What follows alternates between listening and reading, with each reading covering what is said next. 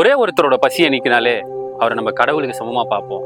ஆனா இங்க ஒருத்தர் 50-60 பேருக்கு மேல ரெகுலரா 5 வருஷமா இந்த ஃபுட்டை இங்கிருந்து சமைச்சு எடுத்துட்டு போய் எல்லாருக்கும் தேடி தேடி டிஸ்ட்ரிபியூட் பண்ணி அவங்களோட பசிகளை நீக்கிட்டு வராரு. அவர் யாரு, அவர் என்னென்ன சேவைகள்லாம் பண்ணிக்கிட்டு இருக்காரு, அதை பற்றி தான் நம்ம இந்த வீடியோவில் ஃபுல்லாக பார்க்க போகிறோம். வாங்க போகலாம்.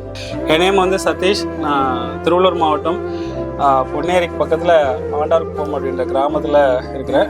ஒருவேளை சாப்பாடுக்கு வழி இல்லாத உலகத்தில் நம்ம வாழ்ந்துட்டுருக்கோம். அவங்களுக்கு என்னால் முடிஞ்ச இதுவே வீட்டில் சமைச்சு தெருவோரங்களில் இருக்கிற மக்களுக்கு வந்து ஒருவேளை சாப்பாடு வந்து கொடுக்குறோம். டெய்லி அன்னதானம் பண்ணிட்டு இருக்க ஒரு 60 பேருக்கு வந்து கொரோனாலேருந்து டெய்லி பண்ணிட்டு இருக்கிறோம். ஏன்னா இப்போ நிறைய பேர் ஒரு 100 பேர் சேவை செய்கிறாங்க அப்படின்னா பேருக்காகவும் மற்றவங்கக்கிட்ட ஒரு நல்ல பேர் எடுக்கணுன்றதுக்காக செய்வாங்க. ஆனால் தொடர்ந்து செய்கிறதுன்றது கஷ்டம். யாருக்கு தேவையோ அவங்களுடைய இடம் தேடி அவங்களுக்கு 2 வேளை சாப்பாடு கேட்டாலும் கொடுக்க மாட்டேன், ஒரு சாப்பாடு மட்டும்தான். ஏன்னா அந்த ஒரு வேளை சாப்பாடுக்காக இன்னொருத்தர் வெயிட் பண்ணிட்டு இருப்பாங்க. ஃபஸ்ட்டு ஒரு 3 இயர்ஸாக யாருமே சப்போர்ட் பண்ணல. அதுக்கு அடுத்தது நம்ம இந்த மாதிரி செய்கிறத பார்த்து என்னுடைய இதில் பார்த்தீங்கன்னா ஒரு மாதத்துக்கு ஆகிற செலவுகள் பார்த்தோன்னா 60,000 ரூபாய்க்கு மேலே ஆகும். ஸோ என்னுடைய நண்பர்கள் 16 பேர் வந்து எனக்கு வந்து சப்போர்ட் பண்ணிட்டு இருக்காங்க. அவங்களால முடிஞ்சது ஒரு 500 ரூபாய், ஒரு 1000 ரூபாய், ஒருத்தர் வந்து 1500 ரூபாய். இந்த சுட்டு வட்டாரத்தில் ஒரு 20 கிராமங்கள் இருக்குது. அனாதையாக இருக்காங்க இல்லையா, ஒருவேளை சாப்பாட்டுக்கே வழி இல்லாமல் இருக்காங்க. அவங்கள யாராவது இறப்பு விழுந்துச்சுன்னா இறுதி சடங்கு செய்ய முடியாத சூழ்நிலை, அதாவது ஃப்ரீசர் பாக்ஸ், சாமியான பந்தல், சேரு, அந்த டேபிள், இந்த மாதிரியான விஷயங்கள் வேணும்னு சொல்லி யாராவது கேட்டாங்கன்னா இலவசமாக அவங்களுடைய வீடு தேடி எடுத்துகிட்டு போயிட்டு கொடுத்துட்டு அது முடிச்சு அந்த இறுதி சடங்கு முடிஞ்சதுக்கு அப்புறமா அதை நம்ம எடுத்துகிட்டு வரோம். இதுக்கான காஸ்ட் வந்து பார்த்தீங்கன்னா கிட்டத்தட்ட ஒரு 10,000 ரூபாய் ஆகும்.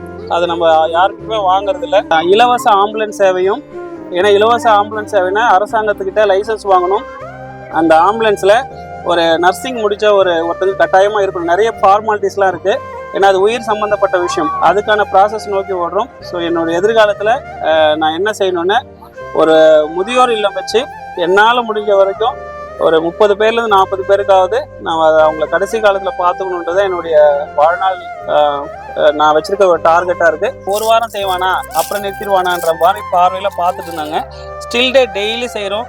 ஸோ என்னை சன் நியூஸில் வந்து பேட்டி எடுத்தாங்க கோவிட் டைமில். ஸோ அவங்க எடுத்து போட்டாங்க, பாலிமர் நியூஸில் எடுத்தாங்க, அப்புறம் அந்த மாலை முரசு சேனலில் எடுத்தாங்க. ஸோ அதெல்லாம் அவங்க பார்க்கும்போது ஸோ நம்பகத்தன்மை தான். அப்புறம் இவருக்கு சப்போர்ட் பண்ணலாம். ஏன்னா நிறைய ஹெல்ப் பண்ணுற பர்சன்ஸ் நிறைய இருக்காங்க. ஆனால் யாருக்கு ஹெல்ப் பண்ணுன்ற ஒரு பாயிண்ட் இருக்கு இல்லையா, அதனால அதை நம்ம மேலே ஒரு நல்ல பேர் வர்றதுக்கு கொஞ்சம் டைம் எடுக்குது. அது இப்போ புரிஞ்சுட்டு இருக்காங்க. இன் ஃபியூச்சர் நிறைய டோனர்ஸ் நமக்கு சப்போர்ட் பண்ணுற பட்சத்தில் என்னுடைய கோலை வந்து நான் கட்டாயமாக வந்து அடைஞ்சிருவேன்.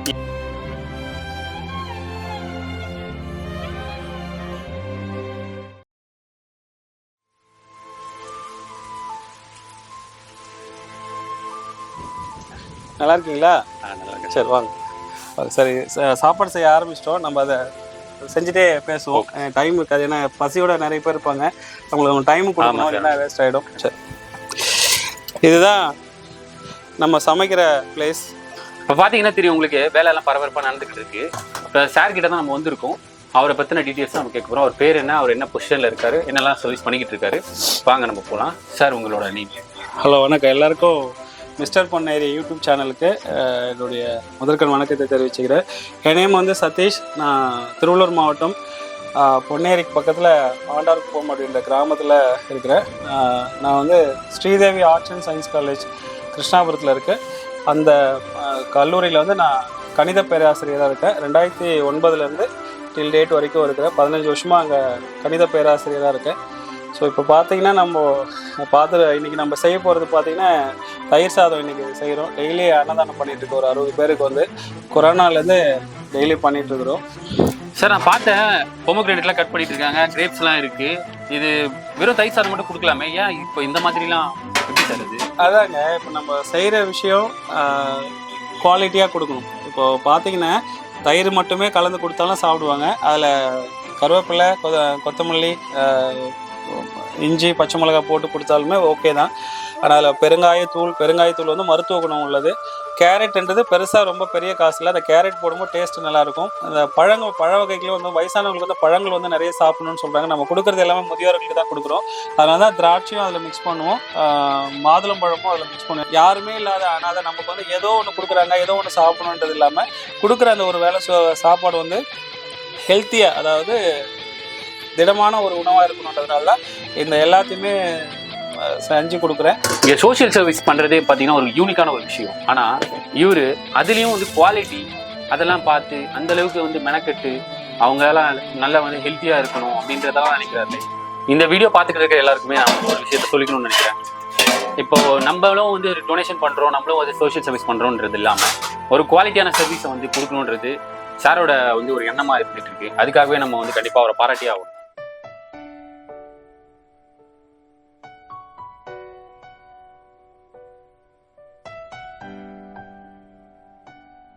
மாதுளம்பழம், இந்த மாதுளம்பழம் வந்து ரொம்ப ரத்தத்துக்கு வந்து ரொம்ப சுத்திகரிக்கும். ஸோ இதுவும் நம்ம மிக்ஸ் பண்ணுறோம்.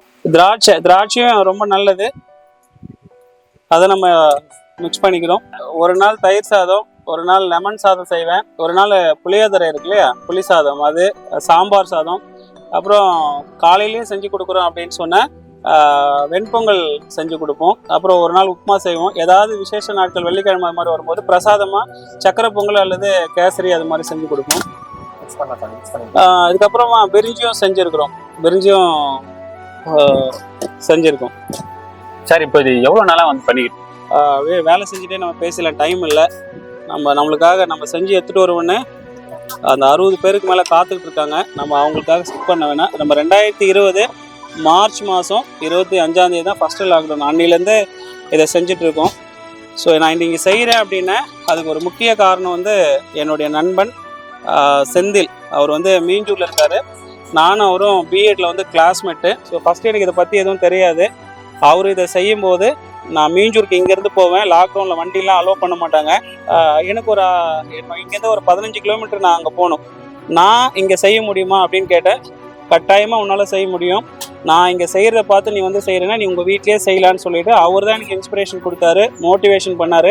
ஸ்டில் டேட் இன்னைக்கு வரைக்கும் எனக்கு எல்லா விதத்துலையும் அவர் சப்போர்ட் பண்ணி நான் செய்கிறதுக்கு உறுதுணையாக இருக்கார். இந்த நேரத்தில் என்னுடைய நண்பர் செந்தில்குமாருக்கு நான் மனசார நன்றியை தெரிவிச்சுக்கிறேன். அவர் இல்லைன்னா, அவர் என்னை மோட்டிவேட் பண்ணலன்னா நான் செஞ்சுருக்க மாட்டேன். என்னதான் நம்மளுக்கு எண்ணங்கள் இருந்தாலும் உன்னால் செய்ய முடியுன்ற ஒரு உந்துதல் வேணும் இல்லையா, அது வந்து அவர் தான். இந்த நேரத்தில் அவருக்கு நான் என்னுடைய மனமார்ந்த நன்றியை தெரிவிச்சுக்கிறேன். Thank you Senthil sir. நீங்க அவருக்கு நன்றி சொன்னீங்க, உண்மையிலே நான் உங்க 2 பேருக்கு சேர்த்து நன்றி சொல்றேன். எங்க மிஸ்டர் பூனி சேனல் சார்பா இந்த மாதிரி ஒரு சர்வீஸை வந்து எனக்கு தெரிஞ்சு இது வரைக்கும் யாரும் பண்ணதில்லை. பண்ணலாம், டெய்லி பண்ண முடியாது, தொடர்ந்து டெய்லி பண்றதுன்றது ஒரு மிகப்பெரிய சவால். நன்றி. உங்களுடைய மிஸ்டர் பொன்னேரி யூடியூப் சேனல் வந்து எங்களை பேட்டி எடுக்கிறதுக்கு நாங்கள் மனசார நன்றியை தெரிவிச்சுக்கிறோம்.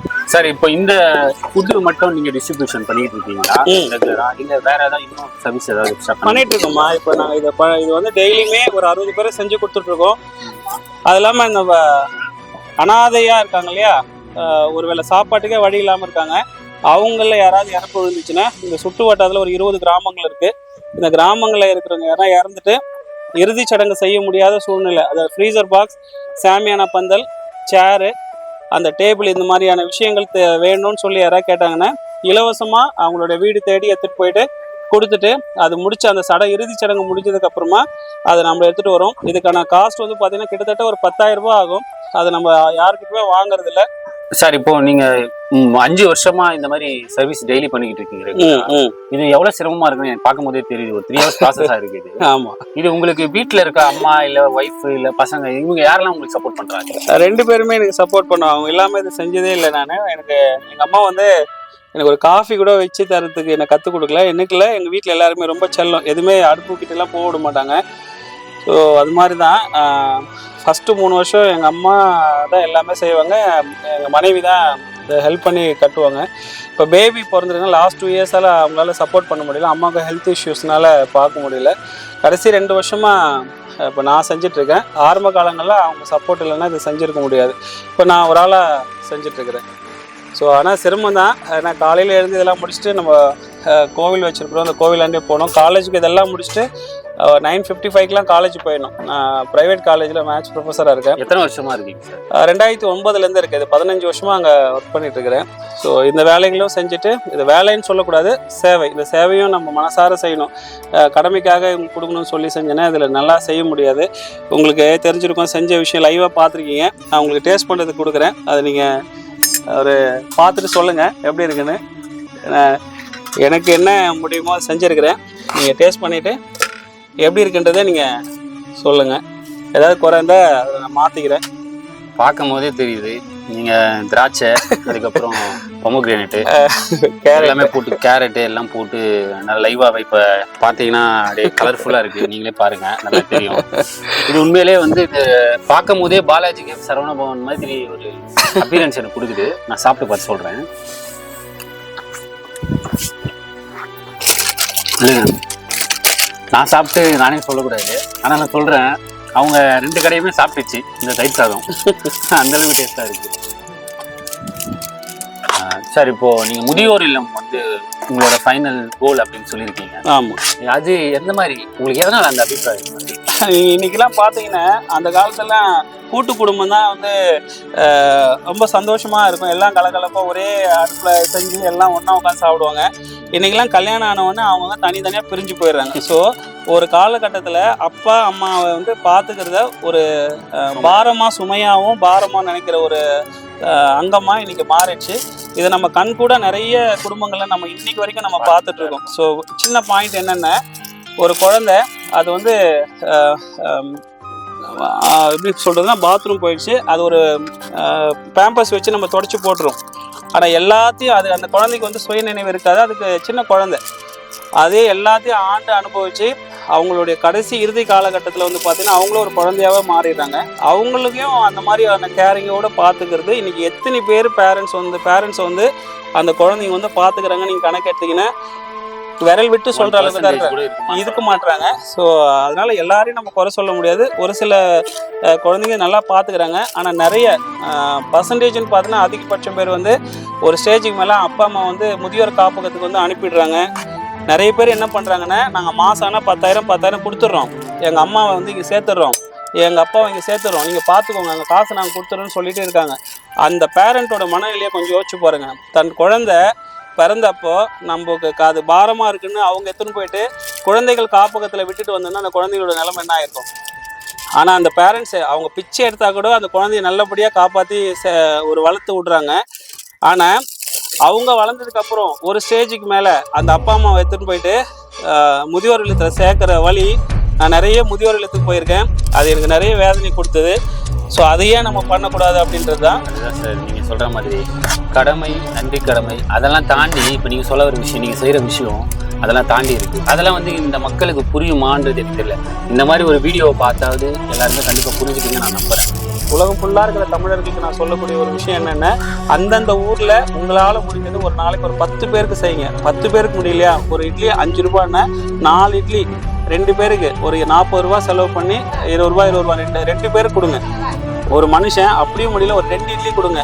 ஒரு 2 இட்லி சாப்பிட்டானே அதுலேருந்து அவன் சாப்பிடாம இருந்தால் கூட ஒரு 3 நாள் 4 நாள் வந்து உயிர் வாழ்வான். அதனால முடிஞ்ச வரைக்கும் அந்தந்த ஊரில் இருக்கிற நம்ம தமிழர்கள் அவங்களால முடிஞ்சது ஹெல்ப் பண்ணுங்க. அதாவது இங்கே செய்யணுன்றதெல்லாம் ஒன்றும் இல்லை, மனசார செய்யுங்க. யாருக்கு வேணுமோ தேவையறிஞ்சு செய்கிறது ரொம்ப முக்கியம். நம்ம எடுத்துன்னு போயிட்டு ஒரு பஸ் ஸ்டாண்டில் வச்சுட்டு நம்ம போயிட்டோம்னா யார் வேணால் எடுத்துப்பான். அதாவது என்னால் 100 ரூபா கொடுத்து பிரியாணி வாங்கி சாப்பிட முடியும்னாலும் நான் எடுத்துப்பேன், ஏன்னா ஃப்ரீயாக வருது அப்படின்ற ஒரு தாட்டு. ஆனால் யாருக்கு கொடுத்தா அந்த பசி அடங்குமோ அவங்கள தேடி போய் கொடுக்கறது தான் வந்து ரொம்ப முக்கியம். இந்த ஒரு விஷயத்தை வந்து நீங்கள் நல்ல ஆழ்மனத்தை பதிவு பண்ணீங்கன்னா அது கரெக்டான விஷயமா போய் சேரும். ஏன்னா ஒரு சில நம்ம வச்சுட்டு போயிட்டு வைங்களேன், ஒருத்தர் ஒரு பார்சல் எடுக்காமல் 10 பார்சல் கூட எடுத்துகிட்டு போகிறவங்களாம் இருக்காங்க. அதை எடுத்துகிட்டு போய் வீணாக நாய்க்கு போடுறவங்களும் இருக்காங்க. ஸோ அப்படி இல்லாமல் பசியோடு இருக்கிறவங்களுக்கு செய்யறதுக்கு நம்ம எல்லாம் சேர்ந்து முயற்சித்த பசி பட்டினியில் சாகுறவங்க நம்ம இந்தியாவில் அதிகமாக இருக்காங்க. அதை வந்து நம்மளால் முடிஞ்ச வரைக்கும் குறைக்கலாம். இன்றைய காலத்தில் இருக்கிற சமுதாயத்தில் இருக்கிற இளைஞர்களுக்கு இது ஒரு தூண்டுதலாக இருக்கும் அப்படின்னு நான் நம்பிக்கையில் சொல்கிறேன். நீங்கள் எல்லாம் உங்களோட ஃப்யூச்சரில் நம்ம 1000 ரூபாய்க்கு செய்யணும், அப்போ தான் உங்களுக்கு பசி அடங்குன்னா முடியலையா 5 ரூபாய்க்கு செய்யுங்க. அந்த 5 ரூபாய்க்கு செய்கிறத மனசார செஞ்சிங்கன்னா யாருக்கு தேவையோ அது வந்து போய் சேரும்ன்றது இந்த காணொலி மூலமாக என்னுடைய ஆதங்கத்தை தெரிவிச்சுக்கிறேன். நம்ம எல்லாம் சேர்ந்து செய்வோம். பசிப்பட்டினி இல்லாத இந்தியாவை நம்ம எல்லாம் சேர்ந்து உருவாக்குவோம். எல்லாத்தையும் எடுத்து பேக் பண்ணிட்டு நம்ம குரூப் போகலாம். கூட எடுத்துகிட்டு வண்டிக்கு வந்துடுங்க சார். நீங்கள் வேணா கேன் எடுத்துக்கோங்க கூட. வாட்டர் கேன் கூட எடுத்துகிட்டு போகிறாங்க. நம்மளே நீங்கள் சப்போர்ட் பண்ணுவோம் சாரிக்கு.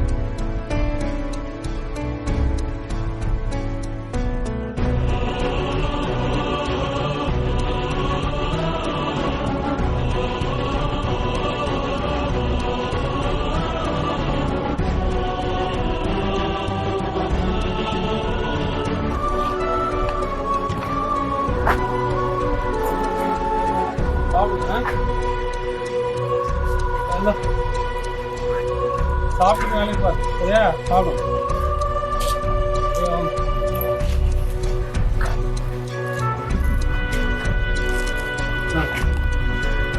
சாப்பிடும் சாப்பாடு வீணாக கூடாது சரியா? எல்லாமே ஒவ்வொன்று கஷ்டப்பட்டு படித்தோம். சாப்பிடும் கீழே கீழே வர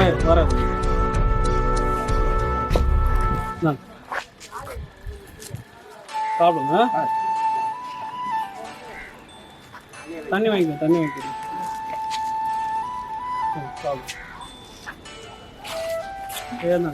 சாப்பாடை வீணாக கூடாது சாப்பிடுங்க.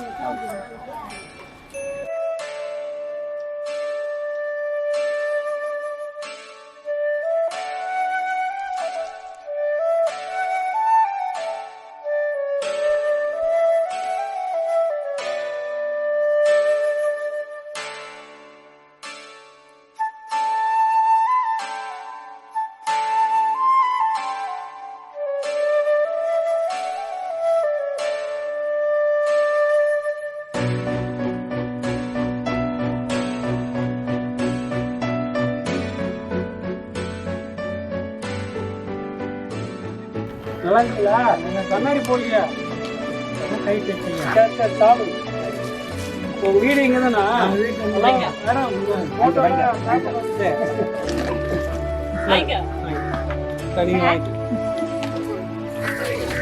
இது வரைக்கும் உங்கள் வீடு எனக்கு தெரியல. சரி சரி இதே நாங்கள் வந்து கொடுக்குறீங்களா? கோயிலுக்கு பார்த்து நல்லா இருக்கியா? சரி சரி வெயிலுன்னு வந்துட்டியாண்ணா? தண்ணி குடி நான் தரேன் இருக்கு. சரி சரி சரி ரொம்ப சந்தோஷம் உங்க இது வரைக்கும் வந்து பார்த்தது. ஐயா அதை வாங்கிக்கோங்க. நான் சொன்னேன் இல்லையா நான் 2 நாள் வரலன்னா கூட என் உடம்பு சரியானு கேட்பாங்க. அது இவங்க தான் ரொம்ப அன்பான மக்கள். எல்லாம் நல்லா இருக்காங்க எல்லாம் நல்லா இருக்காங்க. சரி சாப்பிடுங்க. சரி இதுதான் கிளம்பல முன்னாடி அன்பு நண்பர்களுக்கு ஒரு வேண்டுகோள். இந்த பாட்டி வந்து ஒரு வேளை சாப்பாடு என்னமோ நான் கொடுக்குறேன், மீதி 2 வேளை சாப்பாடு வந்து கொஞ்சம் கஷ்டப்படுறாங்க. உங்களால ஏதாவது முடிஞ்சதுன்னா அட்லீஸ்ட் ஒரு 5 கிலோ அரிசி ஏதாவது நீங்க பயன்படுத்துற துணியில நல்ல துணி ஏதோ அவங்களுக்கு ஹெல்ப் பண்ண நினைச்சீங்கன்னா நீங்க எடுத்து கொடுக்கலாம். இந்த இடம் வந்து பாத்தீங்கன்னா சிவன் பொன்னேரி பஸ் ஸ்டாண்ட்ல சிவன் கோயில் போற வழியில ஃபர்ஸ்ட்லயே இருக்கு. ஒரு 3 வீடு தள்ளியே இருக்கு. உங்களுக்கு ஏதாவது அதில் டீட்டெயில் வேணுனாலும் இந்த யூடியூப் சேனல்லையும் நீங்கள் தொடர்பு கொண்டாலும் கொண்டு வந்து இங்கே சேர்த்துருவாங்க. என்கிட்டயே நீங்கள் சொன்னாலும் இந்த பாட்டிக்கு வந்து சேர்த்துடலாம். ஆக்சுவலாக இவங்களுக்கு இந்த குடல் ஆப்ரேஷன் பண்ணியிருக்காங்க, எங்கேயுமே நடக்கவும் முடியல. தொடர்ந்து இவங்களுக்கு நம்ம ஒரு வேளை சாப்பாடு தான் கொடுத்துட்ருக்கோம். மற்ற வேலைகளுக்கு கொஞ்சம் சிரமப்படுறாங்க. உங்களால் முடிஞ்சது ஏதாவது உதவி செய்யணும்னு நினச்சிங்கன்னா நீங்கள் தாராளமாக செய்யலாம். நன்றி. இல்லை நீ இப்போ எப்படி இருக்க? கண்ணு கொஞ்சம் தெரியலையா? கண்ணு கொஞ்சம் தெரியல எனக்கு. சரி சரி கண்ணாடி இப்போ கரெக்டாக இருக்காது, நான் மாற்ற வேண்டியது இருக்கா? இல்ல கண்ணாடி கொஞ்சம் மாத்தி கொடுத்தா நல்லா இருக்கு. மாத்தி கொடுத்தா நல்லா இருக்குமா? இந்த வீடியோ பாக்குற நண்பர்கள் யாருக்காவது உதவி பண்ணணும் என்ன இருந்தாக்கா நீங்க வந்து பண்ணுவாங்க, எங்களை தொடர்பு கொள்வாங்க, நாங்க கண்டிப்பா கூட்டு வரோம். சரி அந்த கண்ணாடி கொஞ்சம் அந்த லென்ஸ் மாத்தினா நல்லா இருக்குமா? லென்ஸ் கொஞ்சம் மாத்தி கொடுத்தா போறேன். சரி நம்ம கட்டாயமா அதுக்கான முயற்சி வந்து எடுக்கிறோம். பாக்குற நண்பர்கள் யாராவது கட்டாயமா உங்களுக்கு உதவி பண்ணுவாங்க. சரிங்களா? சரி இப்ப இதை சாப்பிடுங்க, இதை மதியத்துக்கு வச்சுக்கோங்க. சரிங்களா?